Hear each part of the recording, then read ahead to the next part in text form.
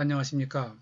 오늘은 정확한 시세 파악 요령이라는 제목으로 KB국민은행 시세 같은 지역도 편차 발생이라는 기사와 관련하여 제 나름대로 생각을 말씀드리겠습니다.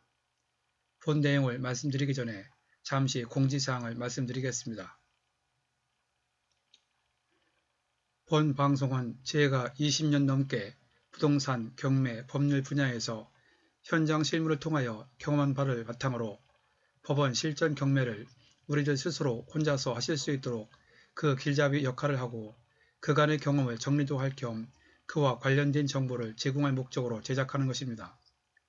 그리고 중간중간에 일기 또는 산문 형식으로 사진과 함께 때론 동영상으로 우리들이 살아가는 얘기, 여행, 산책, 기타, 힐링 관련 내용 등 일상생활에서 느낀 바를 나름대로 정리하여 올리겠으니 혹시 견해가 다르더라도 편하게 즐겨주시기 바랍니다. 그럼 이어서 오늘 주제와 관련된 이야기를 해보겠습니다. 어제 1월 9일 한국경제신문에 실거래가는 같은데 단지에 따라 들쭉날쭉한 KB 시세라는 내용의 기사가 있었는데 먼저 주요 기사 내용을 요약해 드리겠습니다.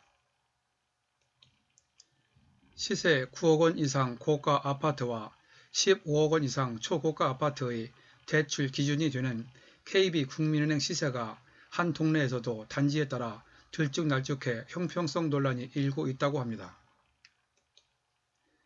대출 규제는 KB국민은행 시세나 한국감정원 시세, 감정평가액을 기준으로 하는데 현실적으로 대출 기준은 KB 시세가 될 가능성이 높다는 게 금융위원회 설명이고 시중은행 중 대출 기준으로 한국감정원 시세를 사용하는 곳은 한 곳도 없으며 또 거의 대부분 KB 시세가 한국감정원 시세를 웃돈다고 하며 실거래가가 비슷한 단지라도 KB 시세에 따라 대출 여부가 엇갈리는 사례가 속출하고 있다고 합니다. 이처럼 KB 시세의 신뢰도가 떨어지는 이유는 공인중개사 성향에 따라 가격이 결정되는 까닭입니다. KB 시세는 아파트 단지 내 공인중개사 1명이나 2명이 시세를 취합하고 검증해 집값을 결정하는데 일선 중개업소들에 따르면 보수적인 중개업소는 시세가 변동되더라도 가급적 가격폭을 줄이거나 뒤늦게 반영하는 반면 적극적인 중개업소들은 빨리 공격적으로 시세 변동을 반영하기도 합니다. 또한 관심이 적어 몇 개월씩 시세를 그대로 두는 중개업소도 있고 매물과 손님이 적은 중개업소는 시세 변화를 알아채지도 못하는 경우도 있다고 합니다.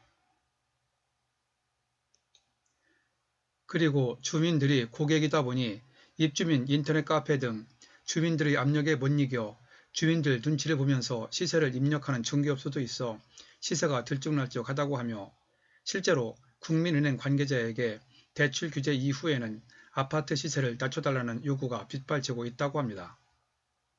이번 기사를 보면서 어떤 생각이 드시나요? 세상에 참으로 믿을 사람 없다는 말이 결코 헛된 말은 아니구나 하는 생각이 들 것입니다. 이 밖에도 시세와 관련하여 각종 부동산 포털 사이트나 각종 생활정보지를 참고하여 가격을 파악하는 경우도 있는데 저도 부동산 경매 초보 시절에 잠깐 그런 부동산 사이트나 거리를 지나면서 쉽게 구할 수 있는 각종 생활정보지를 참고하기도 했었는데 꾸준히 현장 활동을 하다 보니 그런 곳에는 허위 매물, 미끼 매물이 상당히 섞여 있어 정확한 시세를 파악하는 데 한계가 있어 지금은 거의 참고를 하지 않고 있습니다. 사실 아예 안 보는 편이죠. 그러면 어떤 방법으로 정확한 시세를 파악할 수 있을까요? 전에 올렸던 유튜브 나홀로 시세 조사하는 요령 등에서 말씀드린 바가 있는데 이번 기회에 다시 한번 간단하게 제 나름대로 정확한 시세를 파악하는 요령을 요약해 드리겠습니다. 상세한 내용은 아래 링크로 연결해 드리겠습니다. 정확한 시세를 그나마 객관적으로 알 수 있는 방법은 다 아시는 대로 국토부 실거래 사이트를 이용하는 것입니다. 그러나 국토부 사이트 실거래 신고도 신고 후 통상 2주 또는 한 달 정도 지나야 업데이트 되는 시간차가 있어 최근 가격을 정확히 아는 데는 어느 정도 한계가 있습니다. 그래서 제 경험상 가장 정확하게 시세를 파악하는 요령은 매매 또는 입찰 직전에 현장 조사를 통하여 시세를 파악하는 것입니다. 특히 경매의 경우는 시간이 있더라도 미리 조사를 하지 않고 저 같은 경우 입찰 2, 3일 전 아니면 바로 전날 조사를 합니다.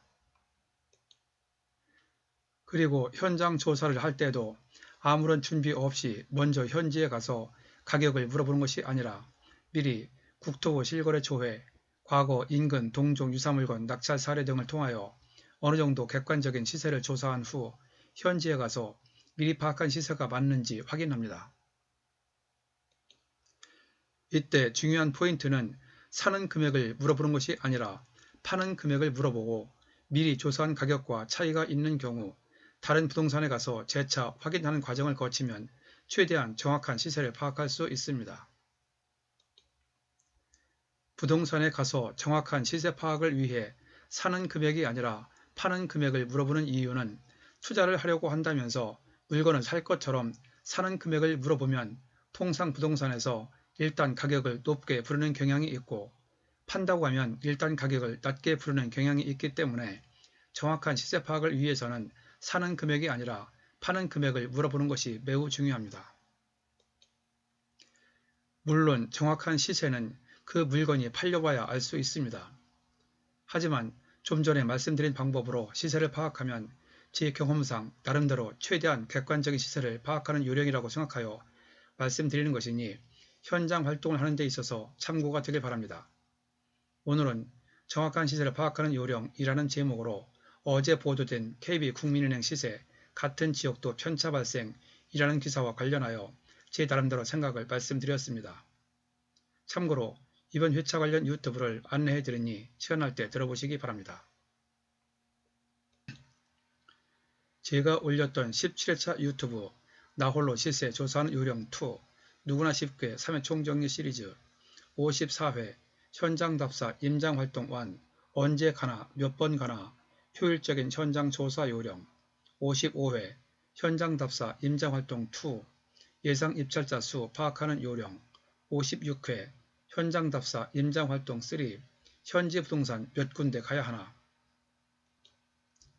57회 현장답사 임장활동 4 예상 입찰자 수 파악보다 더 중요한 것 경매 컨설팅 업체 등 피하는 요령 23회 나홀로 현장답사 가는 이유 효율적인 임장활동 요령 18회 경매물건 답사 시 금매 가격 알아내는 요령 3 누구나 쉽게 3회 총정리 시리즈에서 정확한 시세를 파악하기 위한 제 나름대로의 방법을 말씀드렸습니다.